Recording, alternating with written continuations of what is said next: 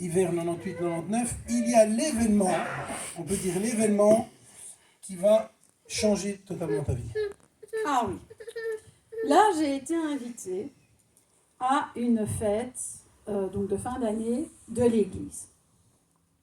Ma mère avait été invitée aussi. Et nous sommes venus à cette fête de fin d'année. Mais ma mère s'est choquée parce qu'à un moment donné, le pasteur a pris la parole pour donner un message. À peine le pasteur a-t-il commencé son message que ma mère m'a dit on s'en va, on ne reste pas ici, hors de question d'écouter ça. Et je l'ai suivie docilement. Alors qu'elle était croyante. Alors qu'elle disait qu'elle était croyante, oui, protestante. C'est pour ça qu'il proteste. Et donc, après, voilà, je ne suis pas revenue jusqu'au dimanche de Pâques 1999, où là, j'ai de nouveau été invitée, mais seule, sans ma mère. Et après, après ce dimanche de Pâques, je suis venue le dimanche suivant, et puis le dimanche d'après, et puis encore le dimanche d'après, mais plutôt en spectatrice. Je voyais, pour reprendre l'expression que je me disais à cette époque, mais ces gens-là, ils sont tellement heureux, mais moi je ne serai jamais heureuse. De toute façon, je ne le mérite pas. Et moi, jamais je connaîtrai ce bonheur-là, jamais. C'est bien pour eux, mais moi, je ne pense pas que je pourrais un jour connaître ça. Ouais, donc tu pensais que tu allais passer le reste de ta vie. J'étais convaincue de passer le reste de ma vie en étant malheureuse et en étant dans l'état dans lequel j'étais. À partir au mois de fin juin, début juillet, Olivier m'a demandé de ne plus fréquenter l'église pendant les 2 mois de vacances et que je reprendrais au mois de septembre. Que bon, c'était les vacances et qu'on passait les vacances ensemble. Et moi, je me suis dit, j'étais quand même pas convaincue. Je venais en tant que spectatrice, donc ça ne m'a vraiment pas causé de problème de dire ok, il n'y a pas de souci. En même temps, nous avons décidé que nous voulions faire un enfant. Je le rappelle, notre couple, notre relation était très orageuse. Et donc, à partir de début juillet, on essaye activement de faire un enfant, plus de moyens de contraception, et voilà. Au mois de septembre, Olivier doit partir en exercice avec l'armée pendant une semaine. Et je lui dis, écoute, c'est bien, notre relation ne fonctionne pas, on va réfléchir chacun de son côté. Et on va faire le point, chacun de son côté, sur notre relation. C'est pas plus mal qu'on soit séparés pendant une semaine. Il a rigolé. Et moi, j'ai pris ça pour... ça va, non, il va pas réfléchir, quoi. Mais du coup, moi non plus, j'ai pas réfléchi. J'ai fait la pire connerie de toute ma vie et j'ai préparé mon départ. Donc j'avais, en plus j'étais super motivée. J'allais lui laisser la maison qu'on avait achetée 6 mois plus tôt. J'allais me prendre un petit appartement, prendre les meubles, j'allais vivre une vie de célibataire. J'avais tout bien planifié. Pendant une semaine, j'avais fait que ça, planifier mon départ.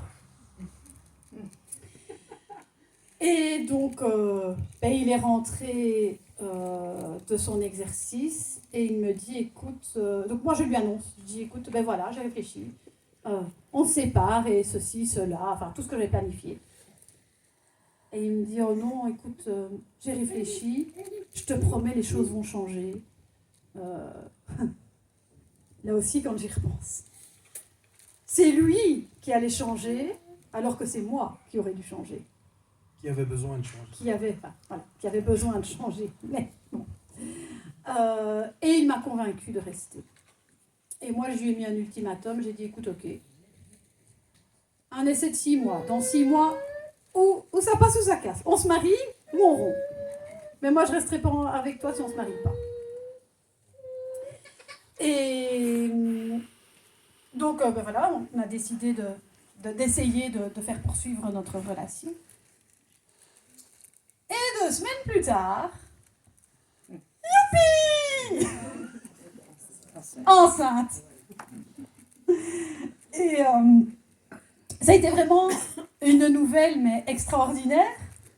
On était à l'étage quand j'ai fait le test de grossesse. Olivier m'a montré sa joie. Il est descendu. Et j'ai su par la suite que il y avait une personne qui nous attendait au rez-de-chaussée, qui l'a soulevé de terre en disant « Youpi, ça va être enceinte !» Oui, youpi. Et puis l'euphorie de la bonne nouvelle retombe. Et là, je me rends compte que je suis exactement sur le même chemin que mes parents. Pour rappel, j'avais été conçue juste après une réconciliation, une remise ensemble après une rupture. Au moins, on n'était pas allé jusqu'à la rupture, mais quand même, c'est quasi la même chose. Oui, tu voyais que le schéma allait se reproduire. Le schéma vraiment allait se reproduire. Or là, je me suis rappelé quelques bribes de messages que j'avais entendus ici aux réunions de l'Église, du bribes de messages que j'avais entendus dans des réunions de maison. Et je me suis rappelé qu'on avait dit que le Christ était la porte de sortie pour sortir de cet engrenage. Et là, je me suis dit, moi, je ne mérite pas d'être malheureuse, je ne mérite pas d'être heureuse. Je serai de toute façon malheureuse toute ma vie. Mais l'enfant que je porte est innocent, n'a rien fait. Pour cet enfant-là, finalement, j'ai rien à perdre. Je vais tenter le coup, on verra bien.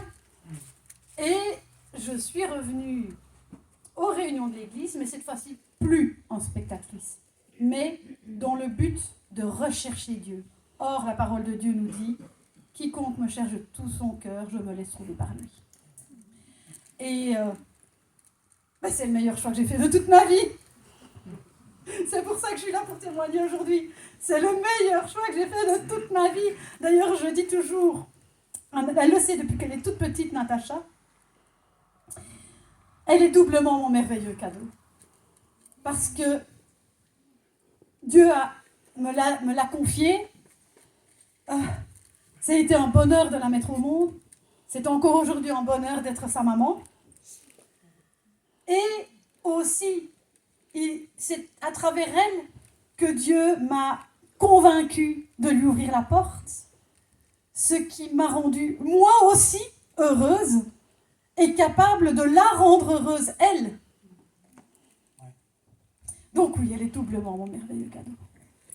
Donc tu t'es retrouvé dans une situation où tu t'es dit, je vais reproduire ce que mes parents ont vécu, et n'ayant pas d'autre choix, d'autres solutions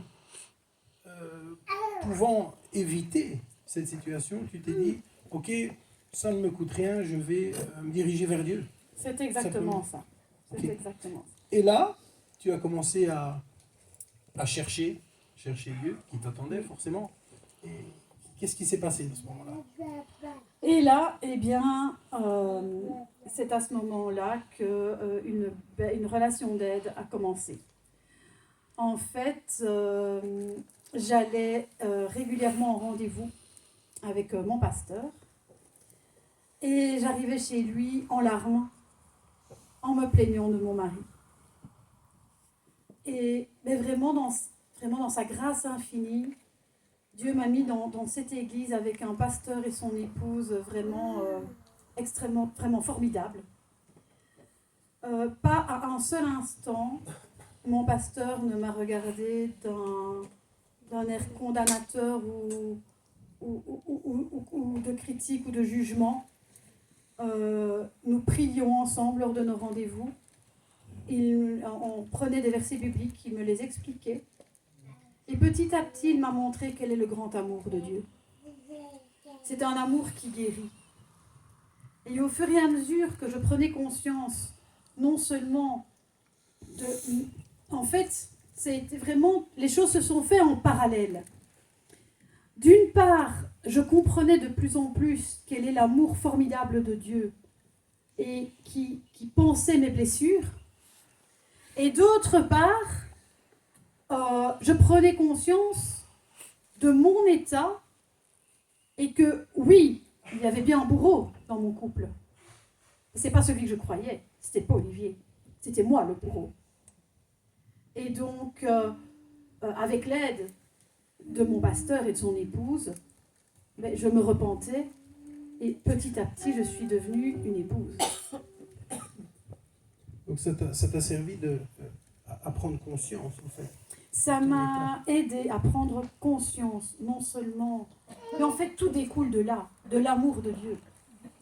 Parce que Dieu nous aime et il nous aime d'un amour tellement immense que déjà, rien que cet amour, quand on se confie en lui dans la prière, quand on lit sa parole, quand on participe aux réunions de l'Église, quand on participe activement à la vie de l'Église, on se rend compte de plus en plus quel est l'amour de Dieu.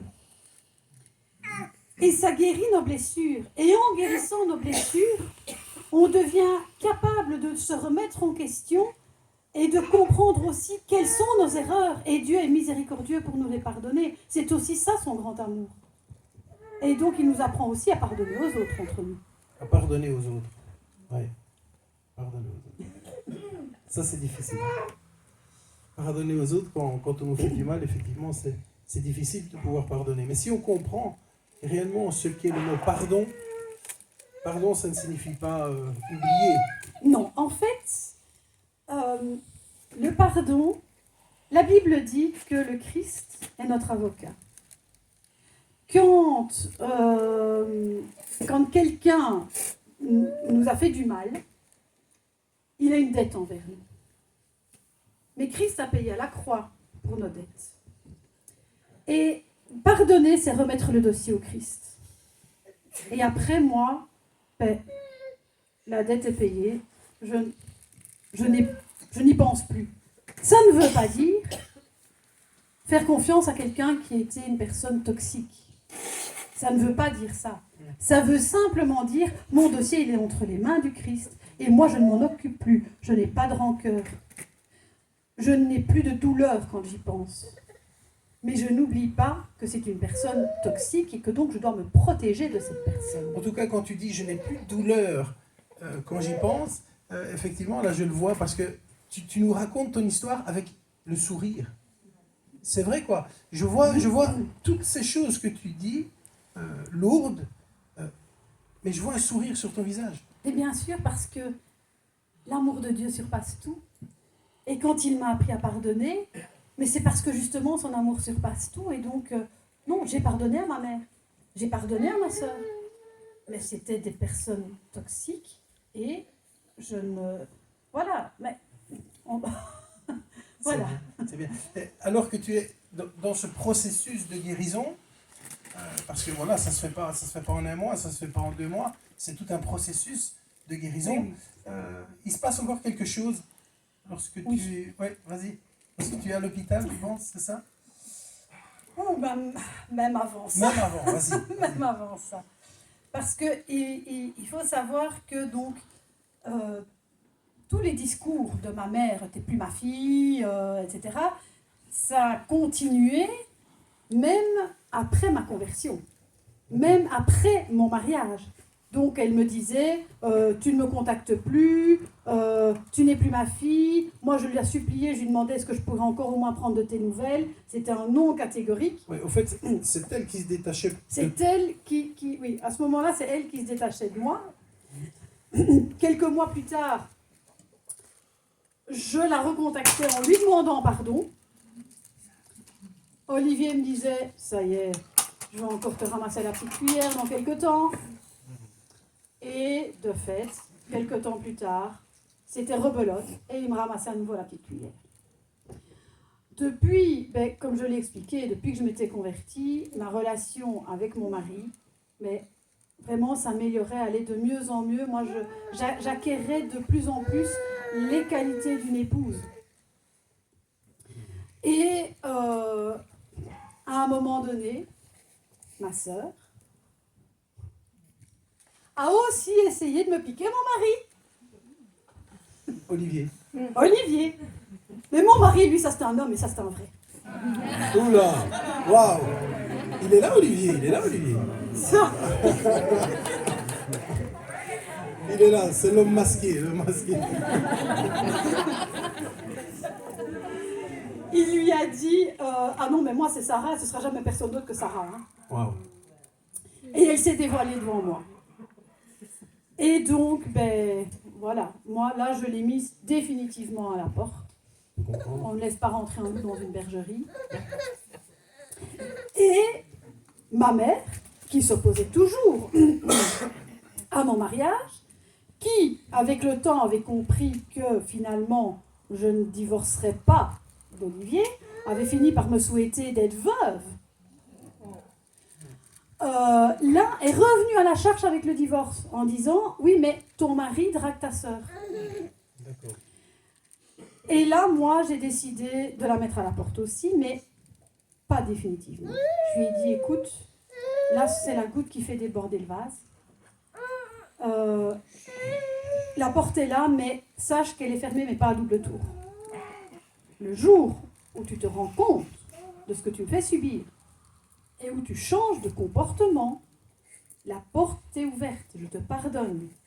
Mais il faut que tu prennes conscience de ce que tu me fais subir et que ton comportement change. Sans ça, la porte est fermée. Elle est revenue au bout de 3 ans de silence. Et ça a été 3 années où, à chaque fois que je la croisais dans la rue, je courais dans la voiture et je pleurais. D'une part de la culpabilisation de d'avoir fermé la porte, et d'autre part du manque. Pourtant, je voyais aussi autant que, donc, comme je dis, mon couple fonctionnait de mieux en mieux, mais là, dans l'évolution de mon couple, depuis que je l'avais mise à la porte, on aurait dit que c'était passé à la vitesse supérieure. De même que pour mes propres guérisons, elles étaient passées aussi à la vitesse supérieure. Donc, objectivement, j'avais eu raison de fermer la porte. Mais, dès que je la voyais dans la rue, j'avais vraiment ça me déchirait le manque et la culpabilisation. Et donc, au bout de 3 ans, elle revient et elle se présente à la porte en pleurant. Sarah, je t'aime, j'ai compris, je te promets, j'ai changé, on va en parler. Je l'ai prise dans mes bras. Oui, maman, il n'y a pas de problème, je te pardonne. Elle n'était pas de 5 minutes chez moi qu'elle essayait de mettre la zizanie entre mon mari et moi. 3 ans plus tôt, elle y serait encore parvenue. Mais cette fois-là, elle n'est pas arrivée. Et nous nous sommes regardés, nous avons fait nous sommes mutuellement fait un sourire. Là, elle a compris qu'elle ne parviendrait pas à nous séparer. Elle s'est mise en colère. Je ne peux plus dire avec exactitude ce qu'elle m'a dit comme mot. Mais je me rappelle que intérieurement, je me suis dit merci Seigneur. Il y a 2 semaines encore, je pleurais. Aujourd'hui, mais normalement j'aurais dû pleurer, mais elle ne me fait plus mal. Merci Seigneur, elle ne peut plus m'atteindre. Mais je n'ai rien dit, c'était intérieurement. Alors est-ce qu'elle a vu sur mon visage une expression? Elle s'est mise encore plus en colère. Et elle m'a dit, tu sais, il y a des parents qui sont maladroits. Rassure-toi, moi je ne le suis pas. Moi, je savais tout ce que je faisais. Parce que mon but, c'est que toi, tu crèves toute seule, abandonnée de tes amis, abandonnée de ta famille, abandonnée de tes enfants, abandonnée de tes amis, de ton mari, abandonnée de tous. C'est tout ce que tu mérites, de crever toute seule. D'ailleurs, j'ai toujours dit que j'aurais jamais dû épouser ton père. Aujourd'hui, je vais te dire pourquoi. Mais c'est parce que comme ça, au moins, toi, tu n'existerais pas. Là, j'ai compris mais c'est la dernière fois, enfin voilà, que j'ai pleuré de culpabilisation. J'ai compris que c'était pas moi le problème. Et ça a été les toutes dernières paroles que j'ai entendues de ma mère.